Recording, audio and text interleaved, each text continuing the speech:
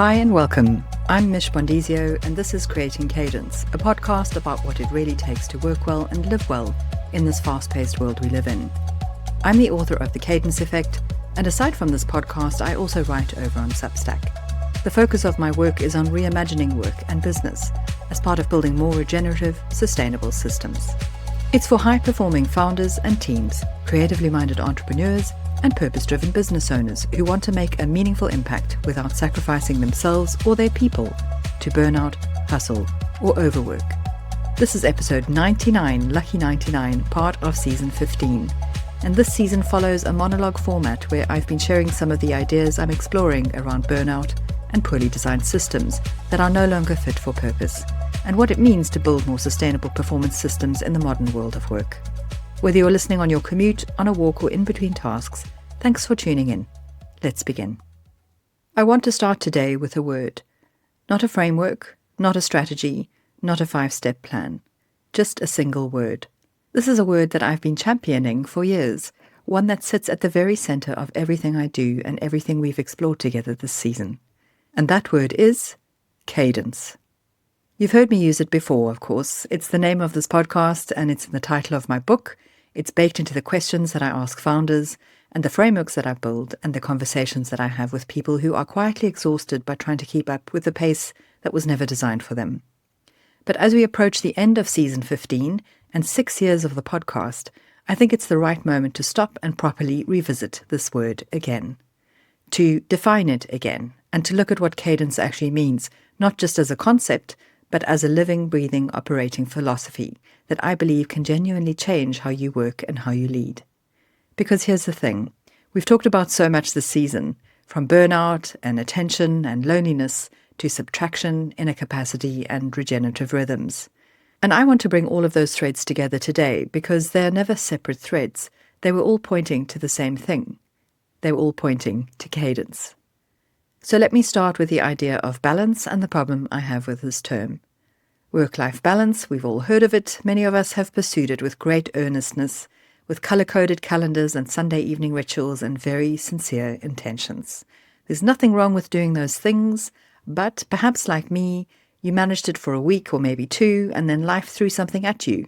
Maybe a launch that took all your energy, a hiring crisis that impacted the whole team, a sick child that meant little sleep and lots of worry, or a last-minute pitch that required pulling an all-nighter, or maybe a funding round that ran longer than expected. And when things like that happen, the whole carefully constructed structure comes tumbling down. And then we do something even worse than losing the balance. We blame ourselves for losing it. Sound familiar? I spent years inside that loop. It was only when I started to look at the framework itself, rather than my own perceived failure to master it, that I realized the problem wasn't me. The problem was that balance was always the wrong goal. Balance assumes symmetry.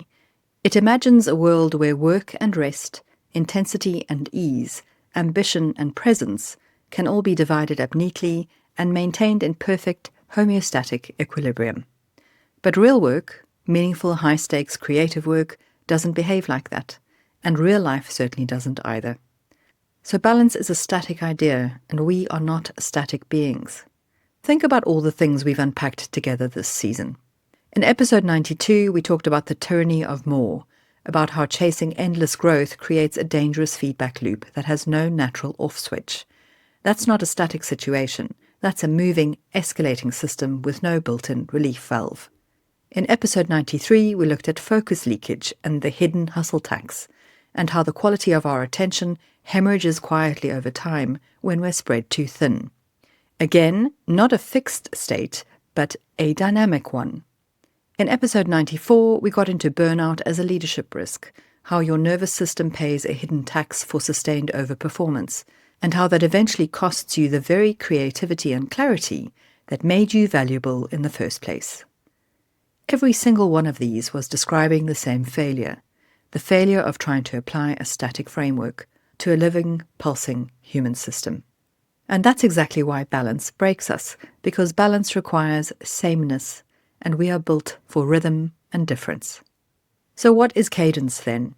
I've described it in many ways over the years, but here is perhaps the clearest definition I've found. Cadence is a repeatable rhythm, pace, or flow that adapts to context, capacity, and season. Where balance tries to flatten experience, Cadence creates an elastic container for it. Let me say that again because it matters. Cadence creates an elastic container for experience. That elasticity is everything. It's what allows you to go hard when the work demands it and to genuinely rest without guilt when your system needs to recover. It's what allows you to push through a launch season and then properly exhale on the other side. It's what prevents the snap. In episode 94, I used the metaphor of your nervous system as an operating system. The sympathetic branch, which is fight or flight, mobilizes energy. The parasympathetic branch, which is rest and restore, replenishes it. Sustainable performance depends on rhythmic movement between the two. And that movement, that's cadence. It's not a productivity hack. It's not a lifestyle preference. It's how living systems, including you and me, actually function. Our nervous system's pulse, our creativity fluctuates, our attention rises and dips, our leadership capacity responds to pressure and recovers through release. None of these operate at a flat, consistent level day after day, and the more we try to force them to, the more strain we create. Cadence doesn't ask for sameness or reactivity. It asks for responsiveness. And this is where looking at seasonality as a design principle can be helpful. One of the most useful lenses through which to understand cadence is seasonality. Most of us are already living in seasons. We just haven't named them or designed our workflows around them intentionally. Seasons can be cycles that last a week, a month, a quarter, or longer. For example, there are build seasons where we're creating, experimenting, and laying foundations, and push seasons where we're launching, fundraising, hitting deadlines. Then there's maintenance seasons where we're delivering and optimizing, and recovery seasons where we reflect, repair, and recalibrate. But here's where things go wrong. Most founders and leaders I work with are intimately familiar with the first three. The fourth one, recovery, gets erased. It becomes something you squeeze in when things calm down. And of course, as we know, things rarely calm down on their own. In episode 97, I shared the story of Dylan, who had done everything right on paper. He'd simplified the strategy, streamlined the roadmap, and cut out what was unnecessary. And yet a month later, he was still waking up at 3 a.m., still anxious and still exhausted. Why? Because redesigning your strategy isn't the same as redesigning your system. He'd only cleared one layer of a much deeper problem. The missing piece was what I call regenerative working practices, a framework where output and recovery don't compete, they coexist. You see, recovery isn't indulgent, it is functional. It's not a reward for finishing, it's a requirement for continuing. And when you truly integrate that understanding into how you plan your week, your quarter, or your year, when rest becomes infrastructure rather than afterthought, something shifts. Clarity returns, energy rebounds, decisions sharpen, and creativity resurfaces. That's what a well-designed cadence does. It doesn't fear the slowdown, it leverages the slowdown strategically. Which brings me to effort waves and the myth of constant intensity. Alongside seasonality, there's another pattern that cadence accounts for. I call them effort waves. High performers often pride themselves on endurance. I've met so many brilliant founders who wear their capacity for sustained intensity like a badge of honor. And look, that intensity is real, and it matters. But constant intensity isn't strength. Over time, it becomes its own kind of fragility. With deliberate troughs and periods of lower demand, our attention degrades, our creativity narrows, and our strategic thinking gives way to reactivity. And as we explored in episode 94, chronic stress actually impairs the prefrontal cortex, the very part of your brain that's responsible for things like planning, focus, and wise decision-making. I've watched brilliant people lose their edge, not because they stopped working hard, but because they never stopped working hard.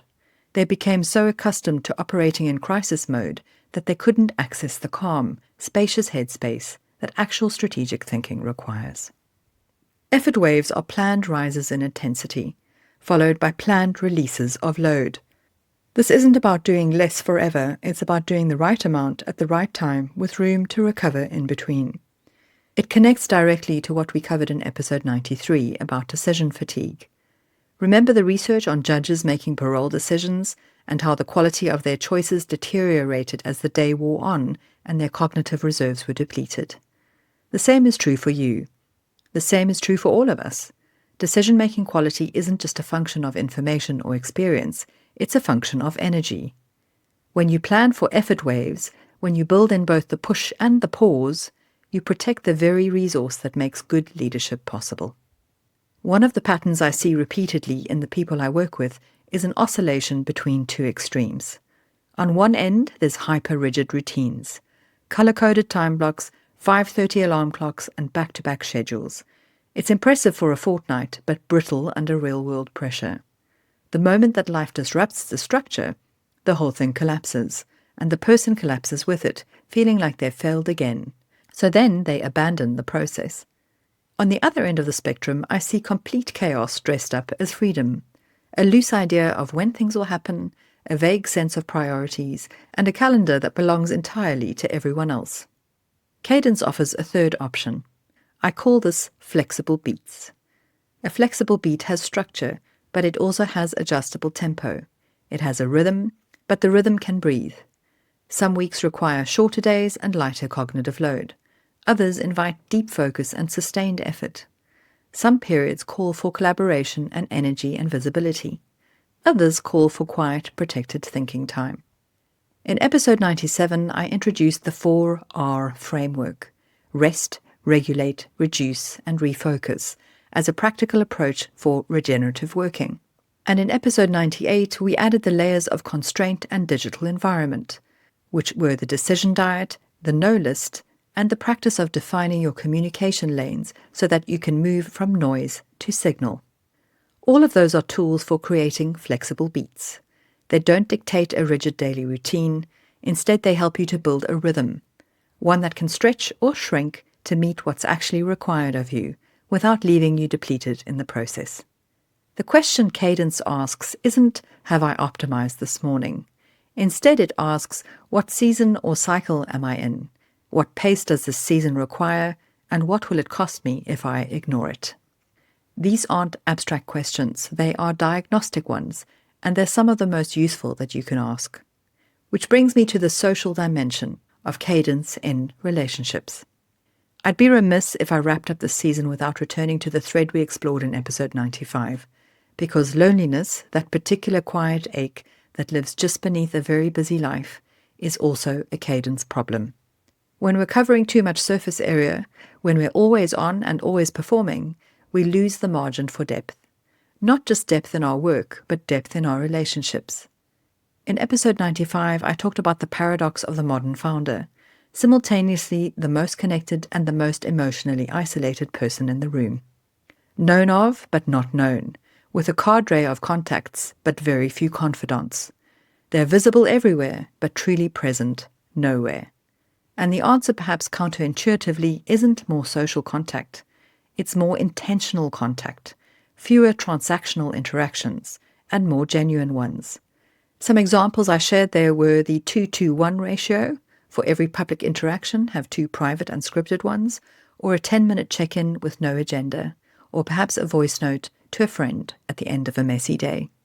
Connection, like rest, needs to be designed in, not left to whatever gap remains after everything else is done. Cadence creates the conditions for that. When your rhythms are sustainable, when you're not perpetually running on empty, you have the bandwidth not just for strategy and execution, but for the relationships that actually sustain you through volatility, the ones that keep you grounded and keep you human. That spaciousness isn't a luxury. It's structural, it's foundational, and it's essential because it's part of what makes you capable and it's part of what keeps you resilient, especially in turbulent times. So here's where I want to land. Cadence isn't a tactic. It isn't a morning routine or a productivity system or a clever calendar design, though it can inform all of those things. Instead, cadence is an operating philosophy. It shapes how you plan your work, how you absorb pressure, how you model sustainable leadership to your team, and how you show up in seasons of intensity and in seasons of repair. Cadence is the framework that holds all of it together. And the great news is that it's scalable. What works for you personally can work for your team, and what works for your team works for your culture. With 91% of adults reporting high or extreme stress levels and 1 in 5 workers taking stress-related leave, the organizations that build sustainable rhythms into how they operate aren't just being kind, they're being strategic.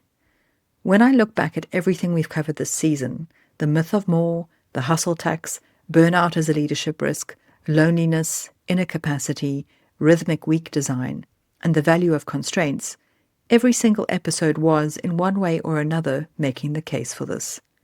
They were making the case for cadence, not balance, which breaks when stretched, but for rhythm, a rhythm that bends so you don't have to.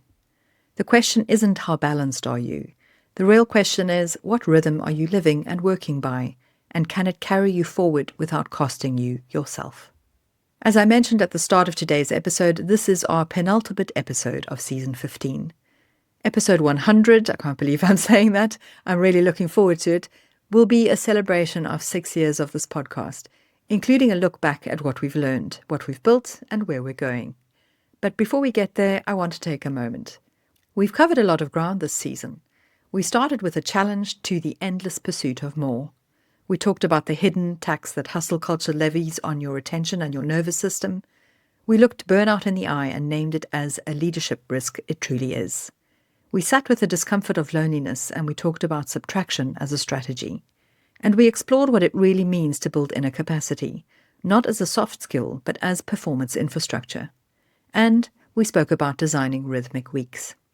We also made the case for constraints as a source of freedom. And today we've named the thing that ties it all together. Cadence. Your rhythm. The one that's responsive, elastic, and sustainable. Here's what I'd like to leave you with as we head into the final episode of this season. 3 questions. Just sit with them. You don't need to solve them today. Just let them percolate. Ask yourself these questions. 1. What rhythm am I actually living right now? And does it reflect what I say I value? 2. Where am I overriding my body's signals? And what is that quietly costing me?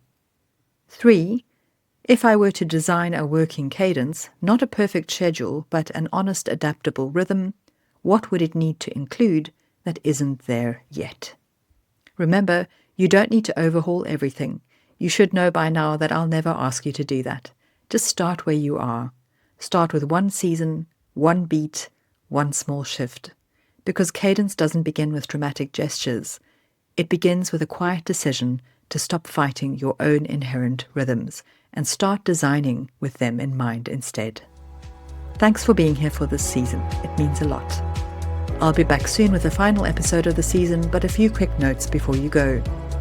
If you found this episode helpful, please like or rate the podcast wherever you listen to it.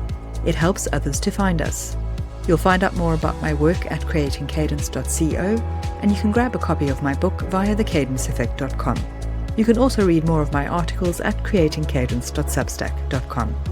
The Creating Cadence podcast is produced by Bondizio Media and is available on Apple, Amazon, Spotify, and YouTube. It's edited on Descript, and this season's music is from Changing Their Minds on Premium Beat. So until next time, keep moving forwards with courage, curiosity, and cadence. Bye for now.